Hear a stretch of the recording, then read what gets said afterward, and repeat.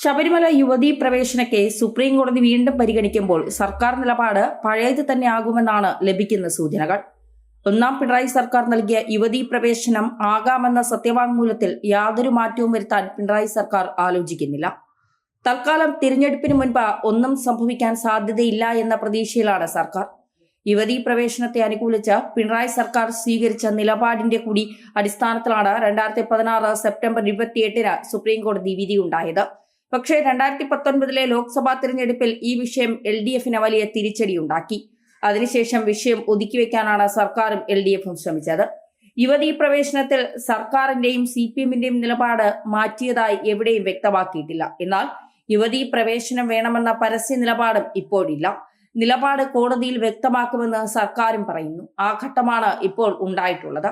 തിരഞ്ഞെടുപ്പിലുണ്ടായ തിരിച്ചടിക്ക് ശേഷം സുപ്രീം കോടതി വിധി നടപ്പാക്കാൻ സർക്കാരിന് ബാധ്യത ഉള്ളതുകൊണ്ട് മാത്രം ചെയ്യേണ്ടി വന്നു എന്നായിരുന്നു CPMന്റെ വിശദീകരണം. സ്ത്രീകൾ ശബരിമലയിൽ കയറിയതിൽ സർക്കാർ കാണിച്ച തിടുക്കവും ശ്രമവും ജനങ്ങളിൽ അമർഷമുണ്ടാക്കിയെന്ന് പാർട്ടിക്ക് ബോധ്യമായി. പിന്നീട് യുവതികളാരും ശബരിമലയിൽ കയറിയില്ല. കോൺഗ്രസ് വിട്ട CPMലെത്തിയ PS പ്രശാന്ത് ദേവസ്വം ബോർഡ് പ്രസിഡന്റായപ്പോൾ യുവതീ പ്രവേശനത്തിൽ സത്യവാങ്മൂലം തിരുത്തുമെന്ന് പറഞ്ഞിരുന്നു. അതിപ്പോൾ പരിഗണിക്കേണ്ട കാര്യമില്ല എന്നാണ് ദേവസ്വം മന്ത്രി VN വാസവൻ നിലപാടെടുത്തത്. ഇതേ നിലപാട് തന്നെയാണ് സർക്കാർ ഇന്നും തുടരുന്നത്. അയ്യപ്പ സംഗമം നടത്താൻ തീരുമാനിച്ചപ്പോൾ അതുമായി സഹകരിക്കണമെങ്കിൽ പ്രതിപക്ഷം മുന്നോട്ട് വച്ച നിബന്ധന യുവതീ പ്രവേശനത്തെ അനുകൂലിച്ച് നൽകിയ സത്യവാങ്മൂലം പിൻവലിക്കണം എന്നതായിരുന്നു. എന്നാൽ സർക്കാർ ഒന്നും പറഞ്ഞില്ല. പുനഃപരിശോധനാ ഹർജി സുപ്രീം കോടതി പരിഗണിക്കുമ്പോൾ നോക്കാം എന്ന നിലപാടാണ് ഇതുവരെ സ്വീകരിച്ചത്. കേസ് തിങ്കളാഴ്ച പരിഗണിച്ചാലും പെട്ടെന്ന് നിലപാട് പറയേണ്ട സാഹചര്യം ഉണ്ടാകില്ല എന്നാണ് സർക്കാരിന്റെ വിലയിരുത്തൽ. ശബരിമലയിൽ യുവതികൾക്ക് പ്രവേശനം അനുവദിക്കണമെന്ന മുൻ നിലപാട് തന്നെയാണോ CPMനുള്ളത് എന്ന ചോദ്യത്തിന് CPM സംസ്ഥാന സെക്രട്ടറി MV ഗോവിന്ദന്റെ മറുപടി നൽകിയിട്ടില്ല. യുവതീ പ്രവേശന കേസ് സുപ്രീം കോടതി പരിഗണിക്കുമ്പോൾ സർക്കാർ നിലപാട് പറഞ്ഞുകൊള്ളും. അതിൽ നിങ്ങളാരും വേവലാതിപ്പെടേണ്ട കാര്യമില്ല എന്ന് ഗോവിന്ദൻ പറഞ്ഞത് ഇത് ഇന്ന് തന്നെ വാർത്തയാക്കേണ്ട കാര്യമില്ല. കോടതി എന്ത് നിലപാട് സ്വീകരിക്കുമെന്ന് നമുക്ക് കണ്ടു തന്നെ അറിയാം. കോടതി പറയട്ടെ. കോടതി അന്ന് പറഞ്ഞതിന്റെ അടിസ്ഥാനത്തിലാണ് അന്ന് നിലപാടെടുത്തത്. കോടതി കയറ്റണം എന്ന് പറഞ്ഞാൽ കയറ്റണം, കയറ്റണ്ട എന്ന് പറഞ്ഞാൽ കയറ്റണ്ട. കോടതി പറയട്ടെ എന്നും MV ഗോവിന്ദൻ പറയുന്നു. ജനാധിപത്യ അന്തസ് ഉയർത്തിപ്പിടിച്ചാണ് CPM ഉൾപ്പെടെയുള്ള ഇടതുപക്ഷ കക്ഷികൾ മുന്നോട്ട് പോകുന്നത്. അതല്ലാതെ ഫ്യൂഡൽ അന്തസ്സൊന്നുമല്ല എന്ന് ഗോവിന്ദൻ പറഞ്ഞു. യുവതീ പ്രവേശന വിഷയത്തിൽ സർക്കാർ സത്യവാങ്മൂലം തിരുത്തുമെന്നാണ് പ്രതീക്ഷയെന്ന് NSS general secretary G Sukumaran Nair പറഞ്ഞതിനെ കുറിച്ച് ചോദിച്ചപ്പോൾ അക്കാര്യത്തിൽ സർക്കാർ കോടതിയിൽ നിലപാടറിയിക്കുമെന്ന് ഗോവിന്ദൻ പറഞ്ഞു. സർക്കാർ നിലപാട് എന്താണെന്ന് എനിക്കെങ്ങനെ പറയാൻ കഴിയുമെന്നാണ് ഗോവിന്ദൻ പ്രതികരിച്ചത്. ഞാനാണോ സർക്കാർ? കോടതിയുടെ ഭാഗമായിട്ട് പറയേണ്ട കാര്യം കോടതിയിലെ പറയുക എന്നായിരുന്നു ഗോവിന്ദൻ പ്രതികരിച്ചത്. വിശ്വാസികളുടെ താല്പര്യം സംരക്ഷിക്കണം, എന്നാൽ ജനാധിപത്യപരമായ ഉള്ളടക്കത്തെ ശക്തിപ്പെടുത്തുകയും വേണം. അതാണ് CPMന്റെ നിലപാട്. ഇനി കോടതിയിൽ കേസ് പരിഗണിക്കുമ്പോൾ സർക്കാർ നിലപാട് മാറ്റമുണ്ടാകുമോ എന്ന ചോദ്യത്തിന് സാങ്കല്പികമായ ചോദ്യം ചോദിച്ചാൽ സാങ്കല്പികമായ ഉത്തരം പറയില്ല എന്നായിരുന്നു ഗോവിന്ദന്റെ പ്രതികരണം. ശബരിമല യുവതീ പ്രവേശന വിഷയത്തിൽ BJPയുടെ നിലപാട് രാജീവ് ചന്ദ്രശേഖർ വ്യക്തമാക്കിയിട്ടുണ്ട്. രാഷ്ട്രീയത്തിന് വേണ്ടി ആചാരത്തെ തൊട്ടുകളിക്കാൻ സർക്കാർ തയ്യാറാകരുതെന്നും തൊട്ടാൽ പ്രതികരണമുണ്ടാകുമെന്നാണ് രാജീവ് ചന്ദ്രശേഖർ പറയുന്നത്. 10 വർഷത്തിലെ ദുർഭരണത്തിൽ നിന്ന് ശ്രദ്ധ തിരിക്കാനാണോ ഈ നാടകം എന്നറിയാൻ കാത്തിരിക്കുകയാണെന്നും രാജീവ് ചന്ദ്രശേഖർ പറഞ്ഞു. NSSന് അവരുടെ അഭിപ്രായം പറയാൻ സ്വാതന്ത്ര്യമുണ്ട്. ആർട്ടിക്കിൾ 25 പ്രകാരം ദേവസ്വം ബോർഡ് വരുന്നത് സംസ്ഥാന സർക്കാരിന്റെ കീഴിലാണ്. കേന്ദ്രം ഇതുവരെ സംസ്ഥാനങ്ങളുടെ വിശ്വാസപരമായ കാര്യത്തിൽ ഇടപെടാറില്ല. എല്ലാ കാര്യങ്ങളും കേന്ദ്രം ചെയ്യണം എന്ന് പറയുന്നത് ശരിയല്ല. പിന്നെ എന്തിനാണ് സംസ്ഥാന സർക്കാർ 10 കൊല്ലം സംസ്ഥാന സർക്കാർ എന്തു ചെയ്തു? ശബരിമല യുവതീ പ്രവേശന വിഷയം ഉൾപ്പെടെ പരിഗണിക്കുക. 9 അംഗ ഭരണഘടനാ ബെഞ്ചിന്റെ രൂപീകരണം ഉടൻ ഉണ്ടാകുമെന്നും വേനലവധിക്ക് മുമ്പ് വാദം കേട്ട് തുടങ്ങുമെന്നും റിപ്പോർട്ട് വന്നത് 1 മാസം മുൻപാണ്. എന്നാൽ ഇത്ര പെട്ടെന്ന് കേസ് കേൾക്കുമെന്ന് ആരും കരുതിയില്ല. ഏപ്രിലിൽ നടക്കാൻ പോകുന്ന നിയമസഭാ തെരഞ്ഞെടുപ്പിന് മുമ്പ് ശബരിമല വീണ്ടും പിണറായി സർക്കാരിന് മേൽ ഡെമോക്രസിന്റെ വാള് പോലെ തൂങ്ങും.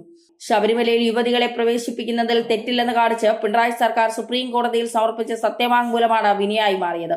മതസ്വാതന്ത്ര്യവും സ്ത്രീ അവകാശങ്ങളും സംബന്ധിച്ച ചോദ്യങ്ങളാണ് 9 അംഗ ഭരണഘടനാ ബെഞ്ചിന്റെ പരിഗണനാ വിഷയം. ഒരു ദിനപത്രത്തിന് നൽകിയ അഭിമുഖത്തിൽ ചീഫ് ജസ്റ്റിസ് സൂര്യകാന്ത് ഇക്കാര്യം വ്യക്തമാക്കിയത് യുവതീ പ്രവേശന വിഷയം പരിഗണിക്കാൻ 2019 അന്നത്തെ ചീഫ് ജസ്റ്റിസ് SA ബോബ്ഡെയുടെ നേതൃത്വത്തിൽ 9 അംഗ ബെഞ്ച് രൂപവൽക്കരിച്ചിരുന്നു.